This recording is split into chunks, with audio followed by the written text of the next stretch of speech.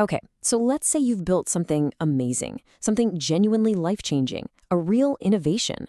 But there's a problem, right? Nobody knows they need it. How on earth do you sell a solution when your customers don't even know they have a problem in the first place? Well, that's the puzzle we're going to try and unlock today, the engineering of need. And this brings us right to something called the mathematician's paradox. It's this classic trap that experts fall into. Once you've spent years mastering something complex, you completely forget what it's like to not know it. As innovators, we just assume that the benefits of what we've made are totally obvious. But, as we're about to see, logic alone almost never changes a deeply ingrained habit. Which brings us to the million-dollar question for anyone building something new. I mean, seriously, how do you sell a solution when your customer is living their life completely unaware that a problem even exists? To answer that, let's just get out of the world of theory for a bit and dive into a fascinating, really high-stakes case study. We're going back to 2011 to the ITT Watermark Challenge, which was all about bringing clean water to rural communities. And the disconnect they found was just staggering. They had this life-saving technology all ready to go, but the issue wasn't technical at all. It was completely human. The community just wouldn't use it. Why? Because for their entire lives, they'd been drinking the local, unfiltered water and saw zero issue with it. Every educational campaign had completely failed. You had experts looking at mortality statistics, and the locals were just looking at a glass of water, saying, "What's the problem?" So this is the real turning point. You have to ask, why was the conventional approach, just trying to educate people, so spectacularly useless here? Well, the answer is in this massive disconnect between abstract theory and, actual physical, biological reality. You had two completely separate worlds just clashing. On one side, you've got the experts, armed with all their data, their scientific evidence, their charts on mortality rates. And on the other side, the community's reality, lifelong habits, the simple, unshakable belief that this is just water. Their bodies didn't know anything else, so there was no felt difference. There was no physical cue telling them to change. And this is the insight that changes absolutely everything. You see, traditional marketing, traditional education, it all works on the told story, the pamphlets, the scary warnings, the sales pitch. But we, as human beings, were wired to react to the lived story, the direct, personal, physical experience.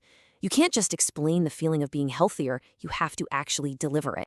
So the crucial principle here is that need is actually created through contrast.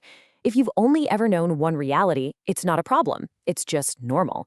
If you've only ever had dirty water your whole life, you don't call it dirty water. You just call it water. The problem only becomes real, only becomes tangible after you've experienced the superior alternative.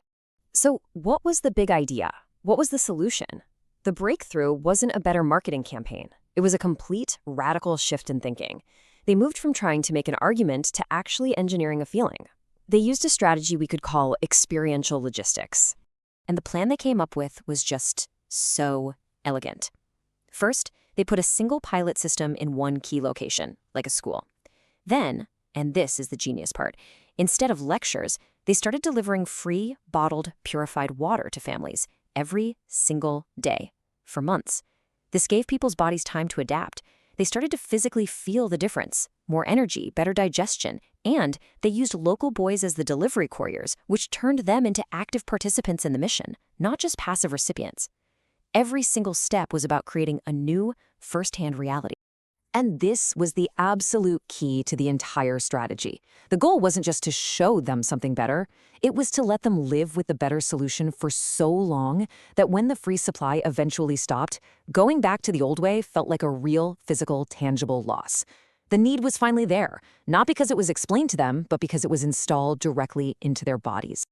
Okay, so that was a water project back in 2011. It's a great story. But how does this apply to your SaaS business, or your app, or your product right now? What is your metaphorical bottle of purified water?